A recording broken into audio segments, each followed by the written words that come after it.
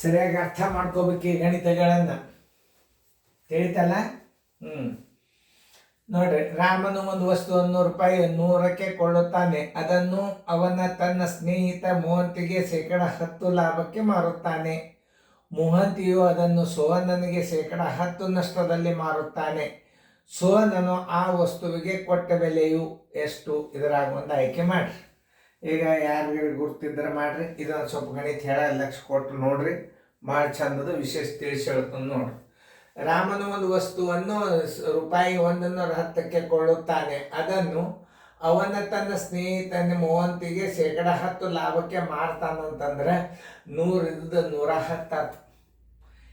110 ರಾಮನ ಮಾರಾಟದ ಬೆಲೆ 110 ಆದ್ರೆ ಆ ಮೋಹಂತಿಯ ಕೊಂಡ ಬೆಲೆ 110 ಆಯ್ತು. ಆಮೇಲೆ ಮೋಹಂತಿ ಏನು ಮಾಡ್ತಾನ? ಸೋಹನಿಗೆ ಮಾರ್ತಾನೆ ಶೇಕಡ 10ಕ್ಕೆ. ಅಂದ್ರೆ ಇವಂದು ಎಷ್ಟಾಗ್ತದೆ ಕೊಂಡ ಬೆಲೆ? ಮೋಹಂತಿದು 110 ಆಗ್ತದೆ. 100 ಕೊಂಡ ಬೆಲೆ ಇದ್ದಾಗ 90 ರೂಪಾಯಿ ಮಾರಾಟದ ಬೆಲೆ ಆಗ್ತದೆ. 110ಕ್ಕೆ ಎಷ್ಟಾಗ್ತದೆ? ಇಷ್ಟೇ ತಿಳಿಸಿ ಹೇಳಿದಿಂದ ಯಾರು ಮಾಡ್ತೀರಿ ಮಾಡಿ. ಭಾಳ ಹುಡುಗರು ಶಾರ್ಪ್ ಇರ್ತಾವೆ, ತಿಳ್ಕೊಂಡು ಮಾಡ್ತಾರೆ. ಓಕೆ, ಎಲ್ಲರೂ ಮಾಡೋದಾದ್ರೆ ವಿಡಿಯೋ ಮಾಡಿ. ರಾಮನ ನೋಡ್ರಿ, ಎಲ್ಲರೂ ನಾ ರೀತಿ ಪ್ರಕಾರ ತಿಳಿಸ್ತಾನು. ರಾಮನ ಕೊಂಡ ಬೆಲೆ ಬರೋಬರಿ ಕೊಂಡ ಬೆಲೆ ಬರೋಬರಿ 100. ಕೊಂಡ ಬೆಲೆ ಎಷ್ಟದ? 100ಕ್ಕೆ ಕೊಂಡ. ಅದನ್ನು ತನ್ನ ಸ್ನೇಹಿತಿಗೆ ಮಾರಾಟದ ಬೆಲೆ, ಲಾಭದ ನಾಣ್ಯ ಅದನು, ಲಾಭ ಬರೋಬರಿ ಶೇಕಡ 10. ಮಾರಾಟದ ಬೆಲೆ ಬರೋಬ್ಬರಿ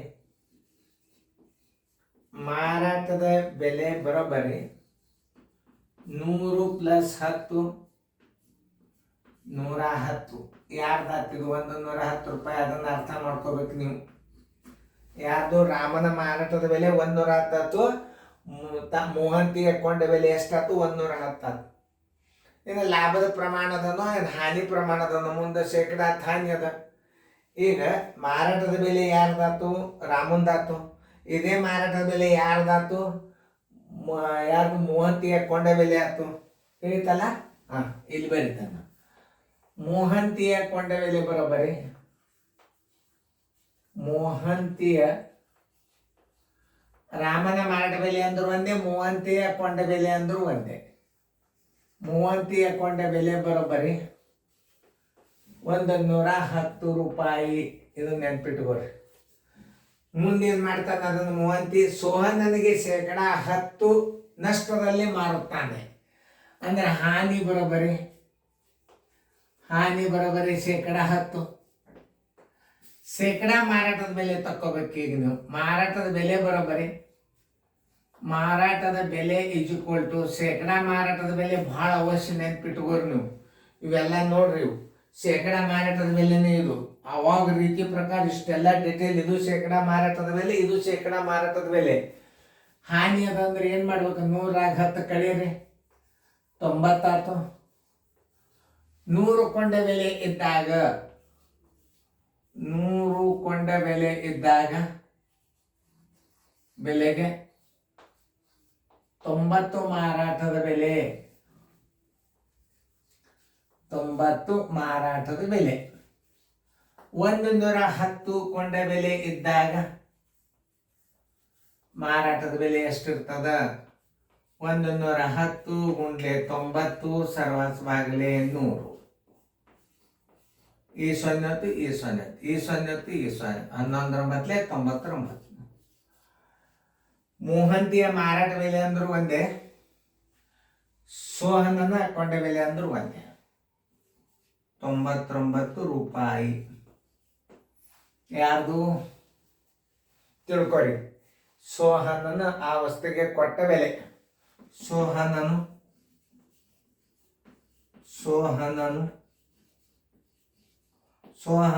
ಕೊಂಡ ಬೆಲೆ ಅಂದ್ರು ಒಂದೇ, ಕೊಟ್ಟ ಬೆಲೆ ಅಂದ್ರು ಒಂದೇ, 99 ರೂಪಾಯಿ. ಇದು ಭಾಳ ಚಂದದ ಗಣಿತ. ಲಕ್ಷ ಕೊಟ್ಟು ನೋಡ್ರಿ. 99 ಎಲ್ಲದ ನೋಡ್ರಿ.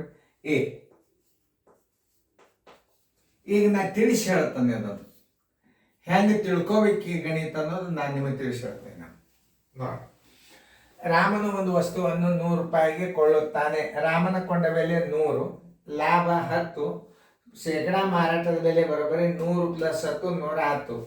ರಾಮನ ಮಾರಾಟದ ಬೆಲೆ ಅಂದ್ರೂ ಒಂದೇ, ಇನ್ನೊಂದು ಯಾರ್ದು ಮೋಹಂತಿಯ ಕೊಂಡ ಬೆಲೆ ಅಂದ್ರೂ ಒಂದೇ. ಇಷ್ಟು ತಿಳ್ಕೊಬೇಕು ನಾವು. ರಾಮ ಮಾರ್ಯಾನ ಅಂದ್ರೆ ಮೋಹಂತಿ ಕೊಂಡ ಬೆಲೆ. ಮೋಹಂತಿಯ ಕೊಂಡ ಬೆಲೆ 110, ಹಾನಿ ಬರೋಬ್ಬರ 10, ಶೇಕಡಾ ಮಾರಾಟದ ಬೆಲೆ ತಗೋಬೇಕು ಯಾವಾಗ. ಯಾಕಂದ್ರೆ ಇದು ಶೇಕಡಾ ಆಗದ. ಕೊಂಡ ಬೆಲೆ 100 ಅಂತ ತಿಳ್ಕೊಬೇಕು. ಆ ಹಾನಿ 10 ಕಳೆದಾಗಿದೆ ಏನಾಗ್ತದೆ, 90 ರೂಪಾಯಿ ಶೇಕಡಾ ಮಾರಾಟದ ಬೆಲೆ ಆಗ್ತದ. 100 ಕೊಂಡ ಬೆಲೆ ಇದ್ದಾಗ ಇದು ಶೇಕಡಾದ ನೋಡ್ರಿ. 100 ಕೊಂಡ ಬೆಲೆ ಇದ್ದಾಗ ಬೆಲೆಗೆ 90 ಮಾರಾಟದ ಬೆಲೆ, 110 ಕೊಂಡ ಬೆಲೆಗೆ ಎಷ್ಟಾಗ್ತದೆ, 99 ರೂಪಾಯಿ. 110 30 ಕೊಂಡ ಬೆಲೆ. ಮುಂದೆ ಯಾರು ಸೋಹನನ ಕೊಂಡ ಬೆಲೆ ಅಂದ್ರು ಒಂದೇ, ಸೋಹನನ ಕೊಟ್ಟ ಹಣ ಅಂದ್ರು ಒಂದೇ. ಸೋಹನನ ಕೊಂಡ ಬೆಲೆ ಅಂದ್ರು ಒಂದೇ, ಮೋಹಂತಿಯ ಮಾರಾಟದ ಬೆಲೆ ಅಂದ್ರು ಒಂದೇ. ಸ್ವಲ್ಪ ಕನ್ಫ್ಯೂಸ್ ಮಾಡಿರ್ತಾನೆ, ಅದನ್ನು ಸರಿಯಾಗಿ ಅರ್ಥ ಮಾಡ್ಕೋಬೇಕು ನೀವು. ಮಾಡ್ಕೊಂಡಾಗ 99 ರೂಪಾಯಿ ಉತ್ತರ ಸಂಖ್ಯೆ ಎ. ನಿಮಗೆ ಇನ್ನೊಂದು ಹೇಳ್ತಾನೆ ನಾನು, ಪ್ರತಿಯೊಂದು ನವೋದಯ ಗಣಿತಗಳನ್ನು ಎಲ್ಲ ಬಿಡಿಸ್ಲಿಕ್ಕತ್ತದ. ಇದರಾನ ಮಾದರಿಗಳೇ ನೀವು ಕಲ್ತು ಬಿಟ್ರೆ ಕಣ್ಣು ಮುಚ್ಚಿ ನವೋದಯ ಆಗ್ತದೆ. ಈಗ ನಾವು ರೆಡಿ ಮಾಡ್ಲಿಕ್ಕೆ ಹತ್ತಿದ್ವಿ ನವೋದಯ ಪೇಪರ್. ಆಮೇಲೆ ಎಸ್ ಸೀರಿಯಲ್ಲೂ ಬರ್ತಾವೆ, ಉಷ್ಣತೆ ಲೆಕ್ಕ ಬರ್ತದ, ಕೆಲಸದ ಲೆಕ್ಕ ಬರ್ತಾವ, ದಿನಗಳ ಲೆಕ್ಕ ಬರ್ತಾವ, ಆಮೇಲೆ ಗ್ರಾಫ್ ಲೆಕ್ಕಗಳು ಬರ್ತಾವ. ಅವು ಎಲ್ಲ ಮುಂದೆ ಮಾಡ್ಬೇಕಾದ್ರೆ ಟೈಮ್ ತೊಗೊಳಕತ್ತದ. ಮುಂದಿನ ವರ್ಷದಿಂದ ಕ್ರಮಬದ್ಧವಾಗಿ ಅಭ್ಯಾಸ ನಡೀತದೆ. ಈಗ ಒಂದು ಸ್ವಲ್ಪ ನಾವು ಗಡಿಬಿಡಿ ಮಾಡಿ ಹಾಕ್ತಿರ್ತೀವಿ. ನೀವು ಲಕ್ಷ್ಯ ಕೊಟ್ಟು ನೋಡ್ರಿ, ಚೆನ್ನಾಗಿ ಬರ್ಕೋರಿ. ಗಣಿತ ರಿಪೀಟ್ ನೋಡ್ರಿ, ತಿಳ್ಕೊರಿ, ಚೆನ್ನಾಗಿ ಫೇರ್ದಾಗ ಬರ್ಕೋರಿ.